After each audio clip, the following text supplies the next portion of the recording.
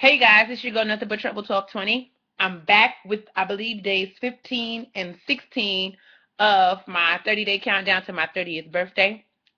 I apologize. I know these videos are supposed to be every day and they end up being every other day or every third day, but listen, these are not excuses. This is just my life right now.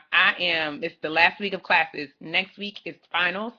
And if y'all would just bear with me as I push these videos through, um, I will do the best I can. And then after I hand in my last paper on December 14th, I'll be back to the daily grind. Like, that's my word.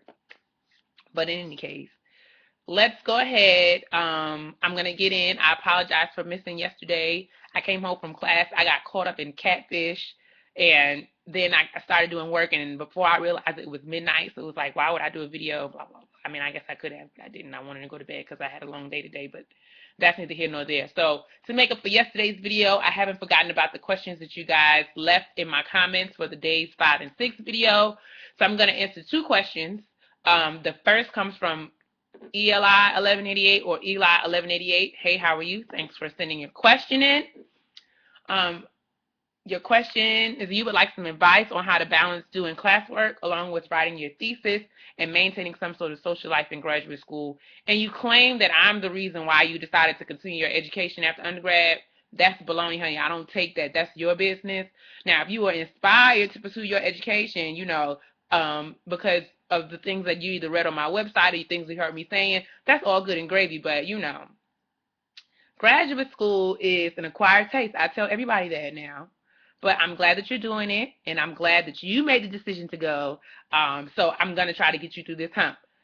The best advice that I can give you to balance classwork and writing is you have to stay in your lanes, and as my professor says, stay on your mat. That means that you have to be honest with yourself, really, really, really take some time to really figure out the days that you're most productive, the times of the day that you're most productive, um, and what makes it easy, like what the conditions that will make your life easier in grad school, and then just really try to walk those steps out. If you, like for me, if I make to-do lists and then cross off items on my to-do list, I'll make to-do lists and then I'll prioritize my to-do list by a deadline, what's due first or what can I get through quickest. I mean, a lot of things that you can do, but I think the most important piece is that it's really individualized and everyone has to kind of figure out their own way. But I will say that you need to first assess the conditions for your own success. Like, under what are the conditions that you work best under, and then try to exercise, some discipline, and when you make a plan to kind of stick to it. I will say that it is important that you maintain some sort of social life, but you have to do all things in moderation. For example, I learned this semester that it's very rare that I have 2 extremely productive days in a row. I'll give you an example. Saturday was super productive for me. So my Sunday was also kind of productive, but it took me a longer time to get into the mode of doing work.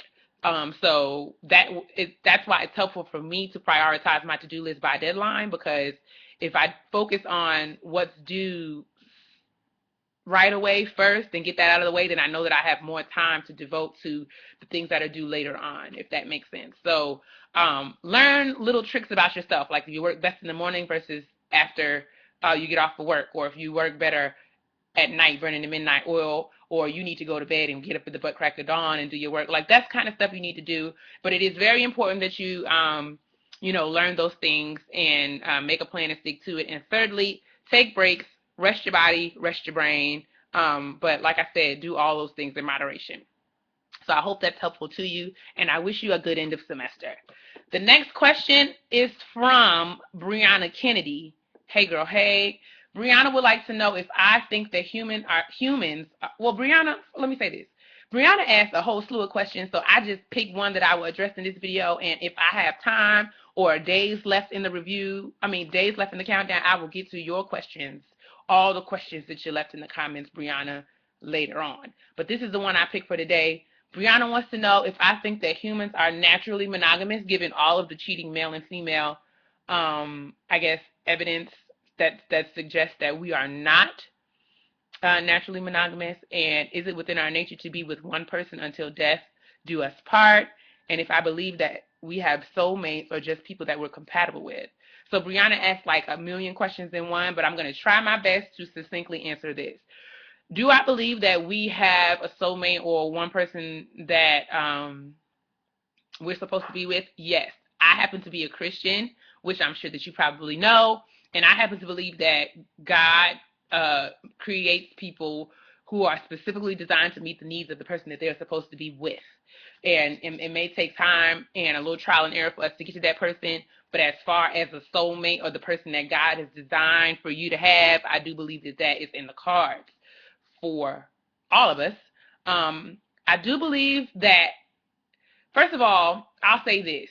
Everyone gets caught up in the nature argument when it comes to relationships, and people say, is it within our nature to be with one person? And I happen to think that, that's a crock of malarkey, because we are not cavemen, we are not gorillas, and we're not totally driven by impulse. As human beings, we have a conscience and we have values and ideals that guide our behavior. Yes, we fall off the boat and do certain things that we're not supposed to do, or yes, we get caught up in emotions and fall into situations where to make us feel like our impulses made us do it. I'm not saying that doesn't happen, but I think when we rely on our nature, I think that's an excuse. People saying, men are not built to be in monogamous relationships. I think that's baloney. Because I could be walking down the street, and pass a Barney's and see a pair, or past Exeter Avenue and see a pair of Giuseppe Zanotti heels, and my urge and impulse is to bust the window and take the shoes and run. But my conscience and what I know lets me know that that is not, you know, the thing that I should be doing. So I think that, yes, it may be our nature to want to, to be attracted to, physically attracted to, sexually attracted to other people besides our soulmate. That's like, it's not realistic for us to think otherwise. But I do think that our conscience and what keeps us grounded and centered, and the good people, the values that keep us who we are or who we claim to be, will keep those impulses under control. So nature, that is baloney. I think that if you want to be monogamous, if you love someone enough to be committed to that person, you are going to tell them the truth. And if your truth is that you would like to have sex with other people, or if your truth is that you are attracted to other people, you will speak that truth, and then the two of you will be able to come to some agreement as to whether or not this can be a part of your relationship, or y'all need to go your separate ways or whatever. And that's just how I feel. So I'm going to stop there because I'm already at 8 minutes, and I'm not editing this like quick captures all the way, because I've got to put away these groceries, honey, and get back into this literature review and this presentation that I have to give tomorrow. But I hope I answered your questions. Thanks so much for everyone who keeps tuning into these videos as late as they are. And hopefully I'll be back tomorrow with day 17 as we count down the 30 days to my 30th birthday on December 20th. Talk to y'all later. Bye.